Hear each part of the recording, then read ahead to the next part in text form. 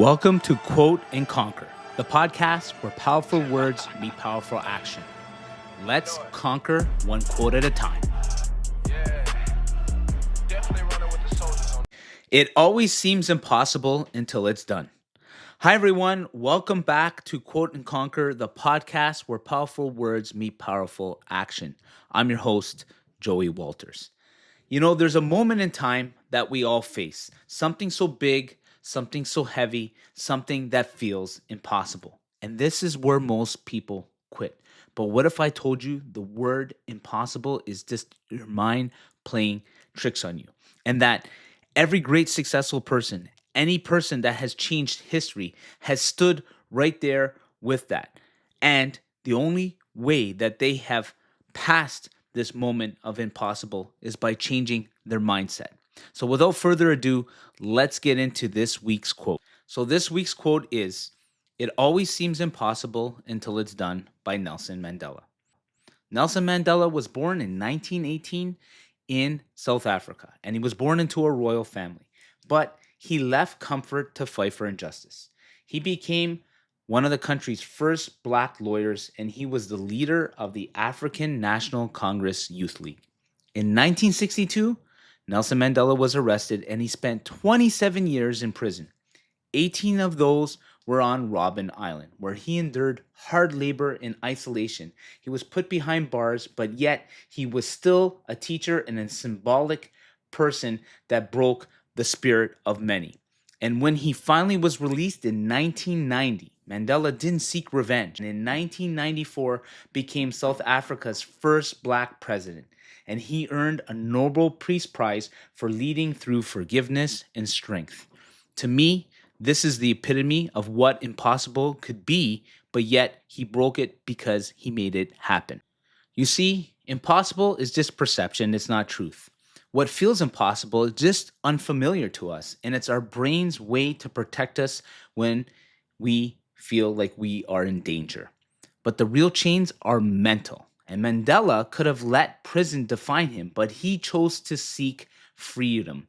He used prison to drive a reality in his head, knowing that he was going to forgive and have unbelievable strength. You see, identity creates reality for us. Every time we act like our future self, even in small ways, we make impossible feel smaller. And this is why so many high performing people succeed, because they run into danger. They run into the fear, and they know that if they stay consistent, they can break what impossible is. It's like Roger Bannister. They said it was impossible to complete the 4-minute mile, and he was determined to make it happen. And then when he completed it, many people within a very short period of time frame completed it right after, because what people believed was impossible to run the 4-minute mile, once he completed it, people believed it. And those people that separate themselves to achieving greatness and reaching their full potential, they push themselves to what could be impossible, and they stay focused on their standards and their habits. And when they do this over a long period of time, this is how you turn impossible into reality. Now I want to talk about how this quote helped me change my life. You know, there was a time in my life that I felt trapped. Panic attacks controlled me. They hit me out of nowhere. My heart would race, my chest would tighten. I couldn't sleep. I had insomnia. I felt like I couldn't breathe. And I would sit there for hours, and I felt like I was losing. I carried so much shame and guilt, and I couldn't understand why this was happening. And what made it worse was the story that I told myself, that these panic attacks were permanent, that I would never feel like I did before. And the word impossible, haunted me forever. But there's one thing that I did that made me ensure that I broke these panic attacks, and that was that I never gave up. You see, the truth is, I learned that impossible is a lie. Little by little, I started taking back my mind. I studied what triggered my panic attacks. I slowly started to learn on how to deal with them, and I finally broke them. And I built routine after routine and habit after habit to make sure that they wouldn't happen again. Truth be told, they happen from time to time, very rarely, but I know how to handle them when they happen. You see, I didn't settle for impossible that they would stay permanently in my life. I said to myself, there's no way that I'm going to live the rest of my life with these panic attacks, and I wouldn't let them control my life. And so I pushed through, and now I've helped out many, many people that suffer from panic attacks on some of the things that they can do to recontrol their mind and things that they can do with their body to ensure that they control the panic attacks. Hi, everyone. Quick interruption from the episode. If this is speaking to you, don't forget to like, subscribe, and hit the notification because you don't want to miss out. And share it with someone who may need it. The link is in the episode notes. It only takes a moment and it can change someone's life.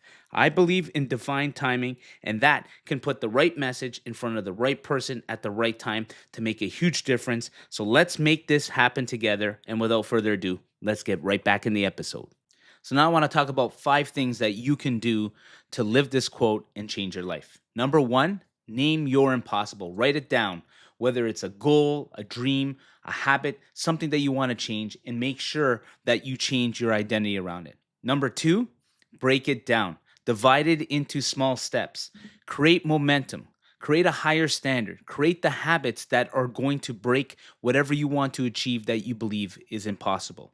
Number 3, build an environment around you that supports you. Surround yourself with the people, the voices, and the learning, and not the doubters, because the people around you and your environment can shape your future. 4, train yourself for discomfort. Every day, do something that makes you feel uncomfortable. Make sure that you make that call when you don't want to, or when that alarm goes off, if you don't want to get up, make sure that you do it, because you start keeping your promises to yourself and your integrity raises, and then you train yourself that you can do anything that is hard and discomfortable and that is impossible. And lastly, number 5, when you actually go and beat the impossible, celebrate the small wins. I get it. You don't want to sit there and rest on that, but build your momentum, go back, celebrate your small wins, and remind yourself that I completed this. I completed the impossible when I thought it was impossible, and now I can take that and move forward, and I can complete the next difficult thing in my life. So here's what I will leave you with today. The word impossible is just an opinion. I've lived it. I lived through panic attacks. I felt my life was unraveling. I felt that I would never be myself again. And the truth is, your mind is stronger than your fear, and your future is bigger than your past.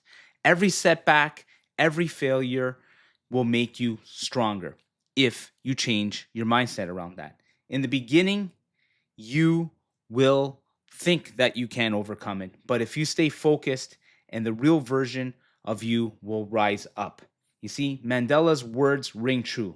It only seems impossible until you're done.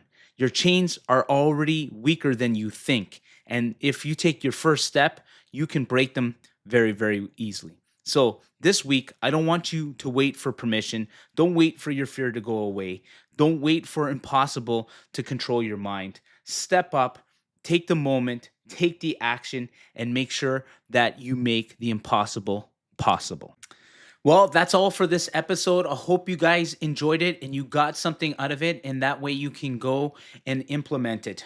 Remember, I always say, don't just hear the words, live them. You only live life once. So what are you waiting for? The world is yours to conquer. Definitely running with the soldiers on this one.